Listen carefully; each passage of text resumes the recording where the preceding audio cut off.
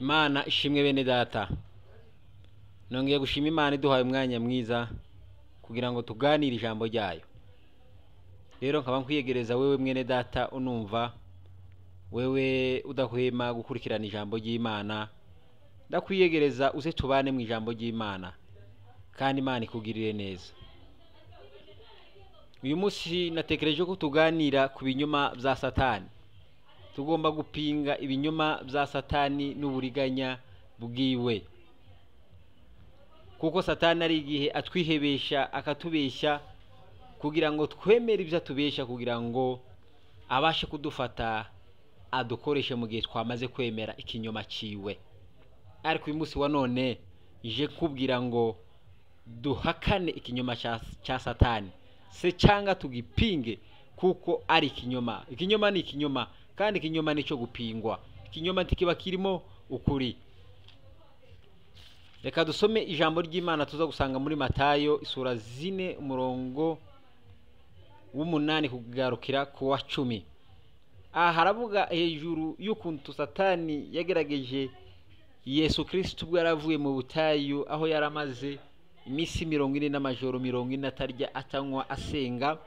Ariko umubisha Satani ntiyagize ubwoba bwo kumufesinga kugira ngo abashe kumuzanaho ibinyoma no kumugerageza, arebe yuko Yesu Kristo yagushwa n'ibinyoma vyiwe. Ariko Yesu yaramunesheje, ahoranesha, yaranesheje, azahoranesha iteka ryose. Natwe rero abamwemeye tugomba gupinga ibinyoma vya Satani, tukanesha, tugahora tunesha iteka ryose kandi tukaba abatsinzi. Haravuga ngo umwanzi arongera amujana mu mpinga y'umusozi muremure cyane, amwereka ubwami bwose bwo mw'isi n'ubwiza bwabwo.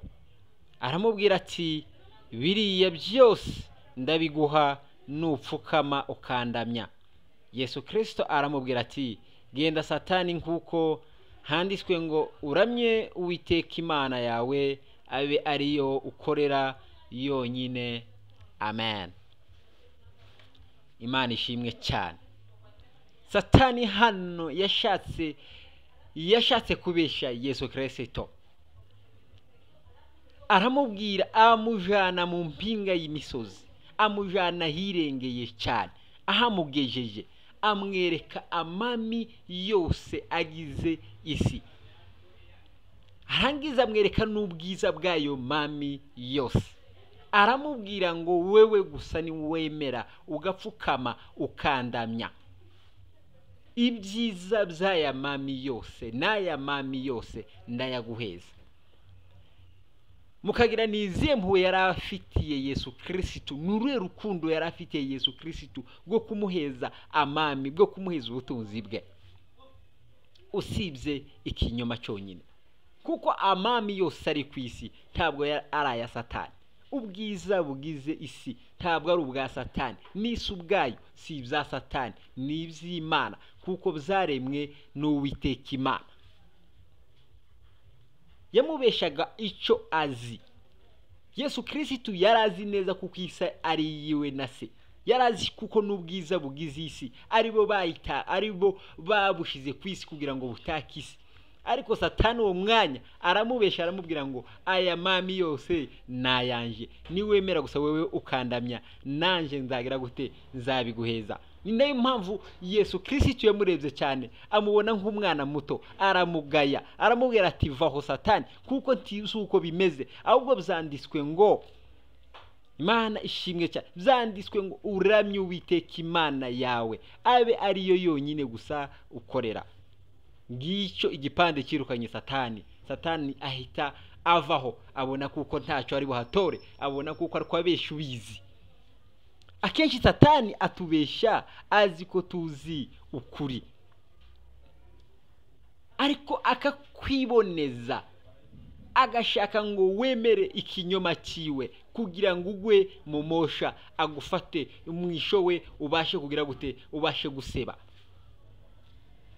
Reka mbabwire ibinyoma bya Satani nka 7 mu buryo aza atubesha kugira ngo abashe kuduta mu mosha, abashe kudufata mpiri, abashe kudukoresha. Ikinyoma cya mbere, akubesha kuko nta handi waronka ubutabazi,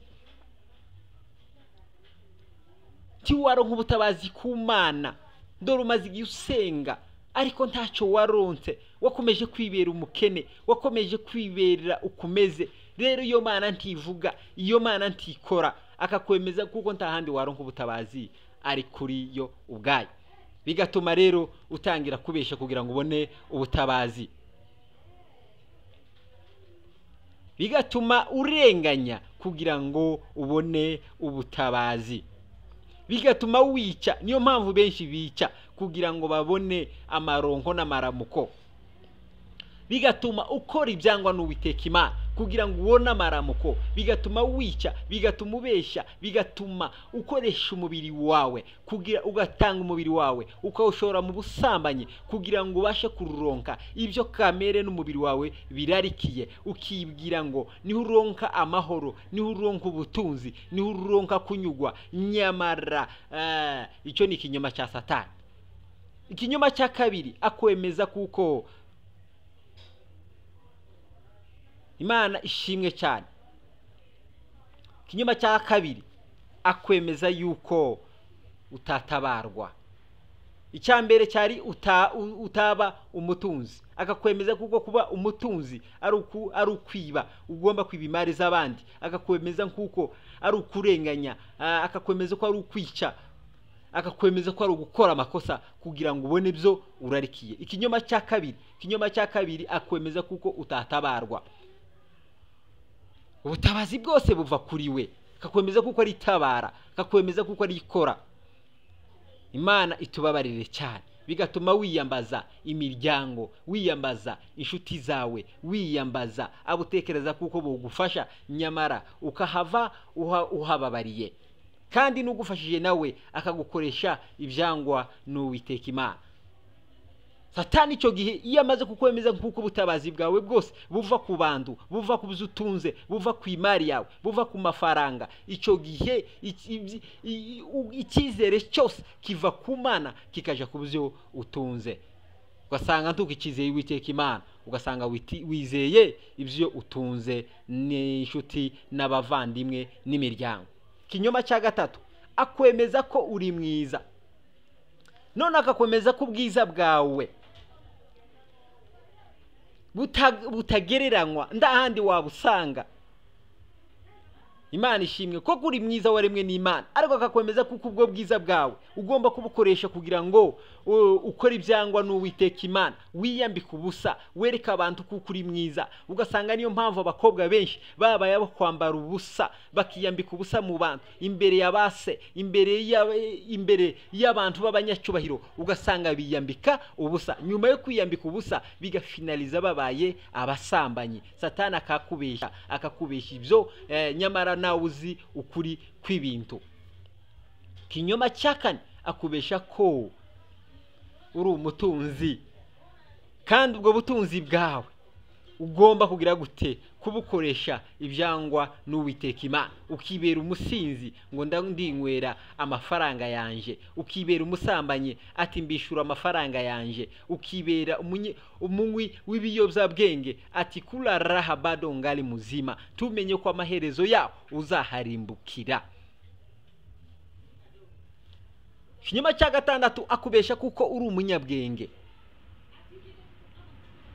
Iyo amaze kugera kuri umunyabwenge, icyo gihe nicyo gihe amakritika azazamuka muri wewe, ukavuga ati se nta kindi nshaka kumenya kuko ibyo nzi byose birahagije, ibi bambwira by'Imana nta mwanya mbifitiye, ibi n'iby'ababuze icyo bakora, n'iby'abatazi ubwenge. Ugakritika, ugatangira gukritika imbaraga z'Imana, ugatangira gukritika iby'Imana, ugatangira gukritika existence y'Imana, ukemera ibyo wize mu masomo, ukabona kuko uri umunyabwenge. Icyo gihe kandi tugibwa inama ukemera kuko uri umunyabwenge. Iyo wamaze kugaragara ko uri umunyabwenge muri wewe, icyo gihe nta nama ubwibwa, icyo gihe wigira nyamwigendaho, icyo gihe uba umunyagasuzuguro, usuzugura abantu bose, ukumva ko uri hejuru y'abantu bose. Rero icyo gihe Satani akakubesha ko uri umunyabwenge, kandi umuntu ushima ubwenge bwiwe nta bwenge abazi.